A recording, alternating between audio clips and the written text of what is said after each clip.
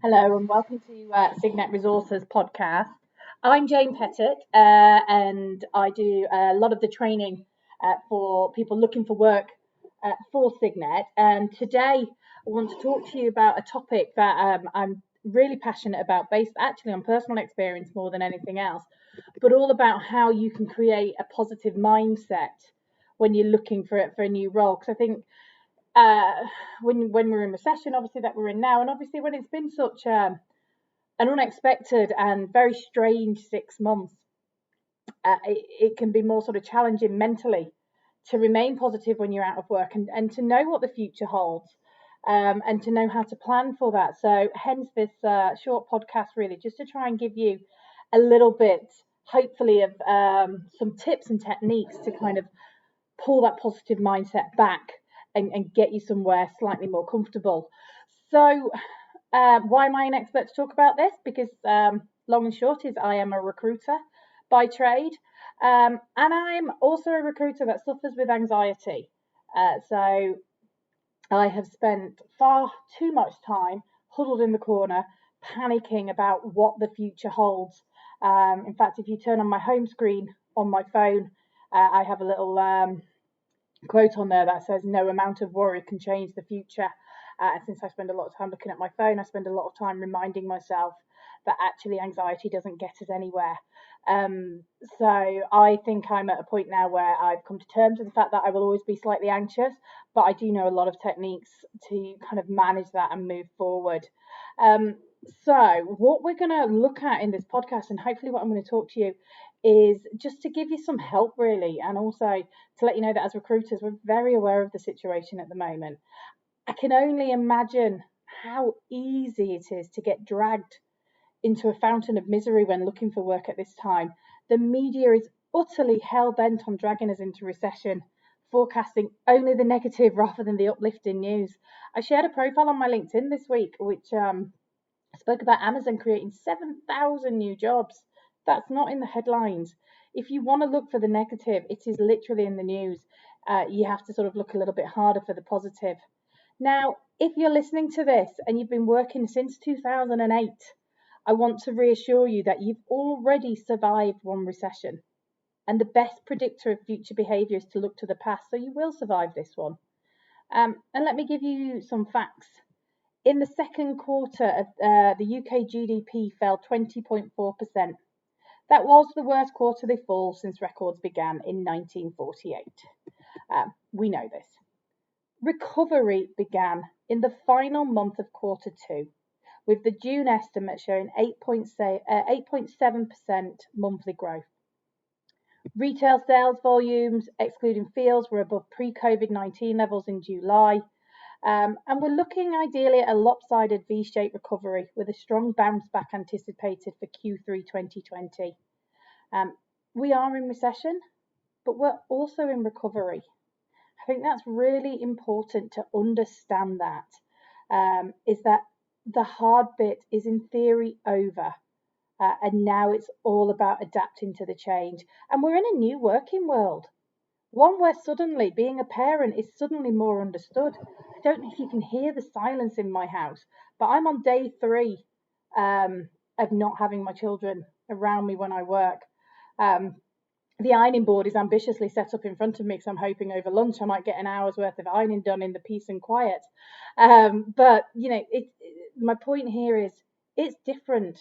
Employers suddenly realise the challenges of working around school drop-offs and pickups, and certainly again, as that's not quite back to normal yet, having more empathy for that. Flexible working is becoming normalised. Mental health is hugely paid attention to in the workplace.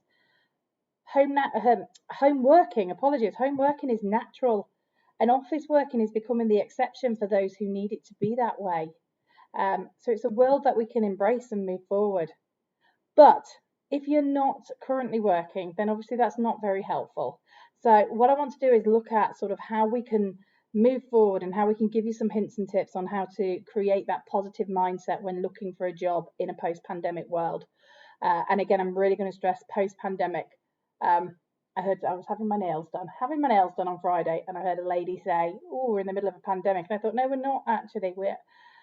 We're still in very uncertain circumstances. but we are post-pandemic right now. And we are in recovery as far as the economy is concerned. First and foremost, let's talk about language. How do you make yourself feel every day?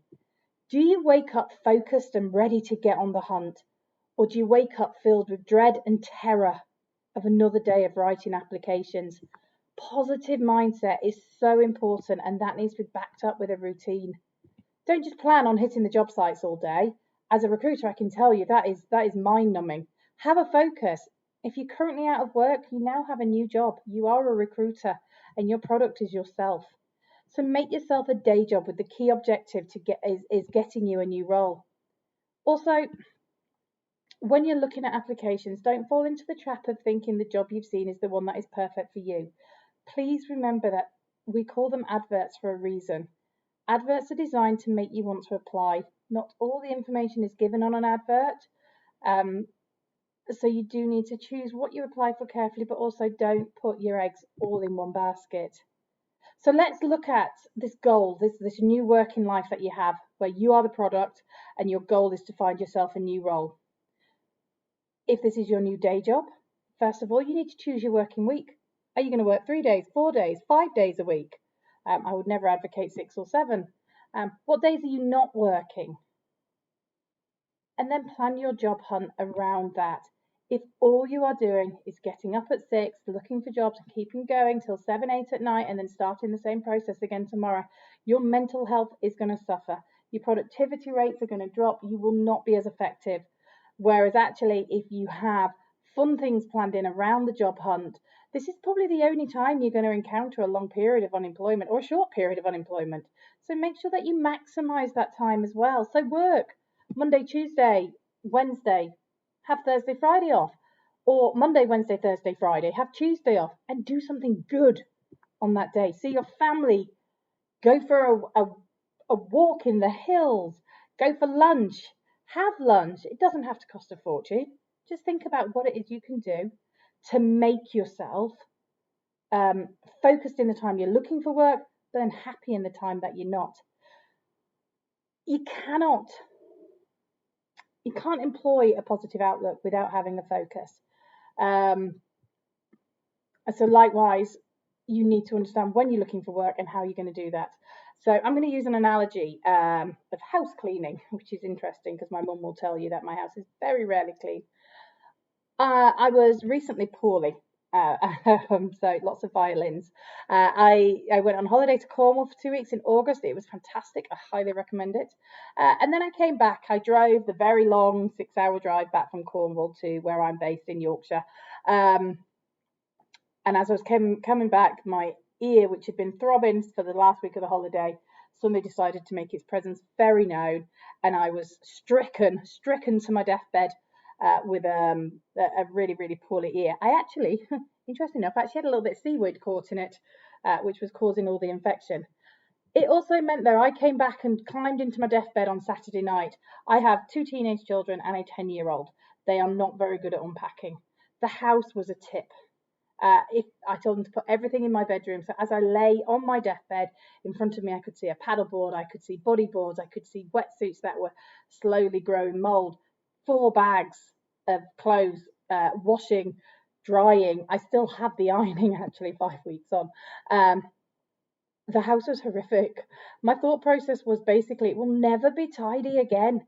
And every morning I woke up and I looked at the chaos at the end of my bed and thought, this is never going to get done. And I didn't do anything.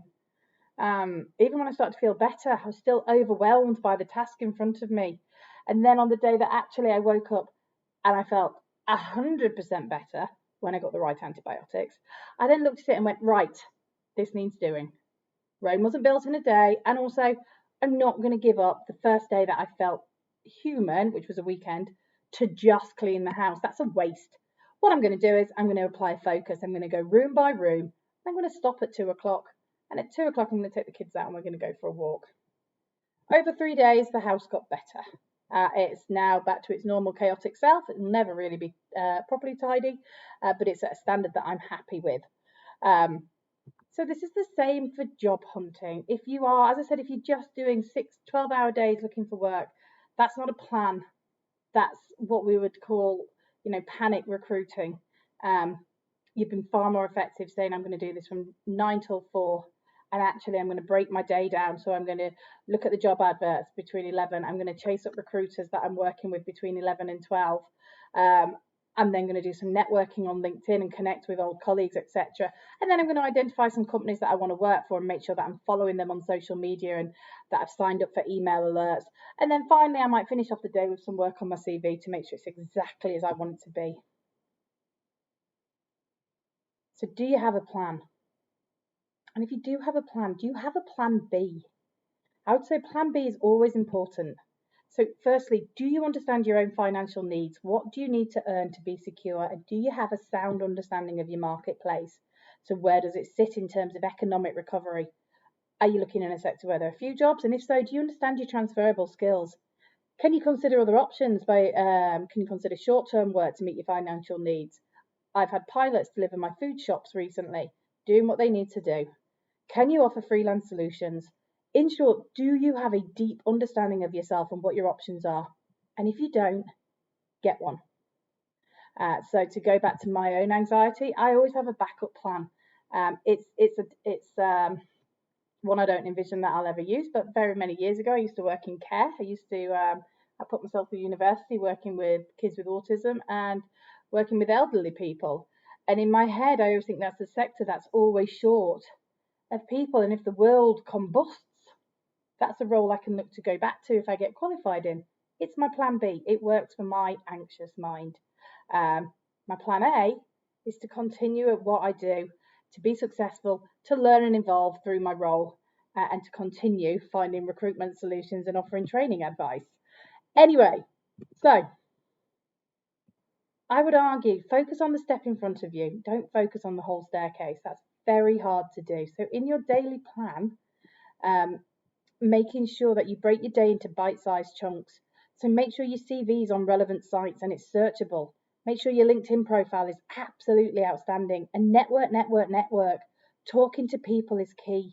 And then planning lunch breaks, planning walks, planning time with friends, spend time with your kids. These breaks will pay absolute dividends on what you want. And then focus on that. For a positive mindset, you need to focus on what you want. Back to victim mentality, if all you talk about is how the market is in recession and how it's tough right now, you're going to create a little spasm of misery. Talk about what you need to do to get that role. Learn more, challenge your brain if out of work, enhance your skills, keep your mind occupied, and make the applications that you put through count. It's heartbreaking when you've applied for millions of roles and not heard back. And to be honest, there shouldn't be millions you're applying for in this marketplace. Apply for less and track them more. Spend more time networking and looking for the right role. Apply for the role, connect with the employer on LinkedIn, look to engage with the businesses that you want to work for, and don't overwhelm yourself. And then trust the process and find a time to relax. I'm a huge fan of Marcus Lemonis, the prophet, and he's famous for saying trust the process. You know that the path we're on, if acknowledged and respected in the end, and it might be the very end, you'll come to the realization that everything that's passed was meant to be, and it might not be exactly as you thought, but it will be as it should be. So trust it. So in conclusion, on this short podcast today, I hope this has helped and you've taken a mix of practical advice and a little bit of psychological support. To confirm, make looking for a role a day job and attack that day job with positivism. Set goals in your job hunt and achieve them. Try and be at peace if you don't get replies. Follow up with people and believe in yourself. Because if you don't, who will?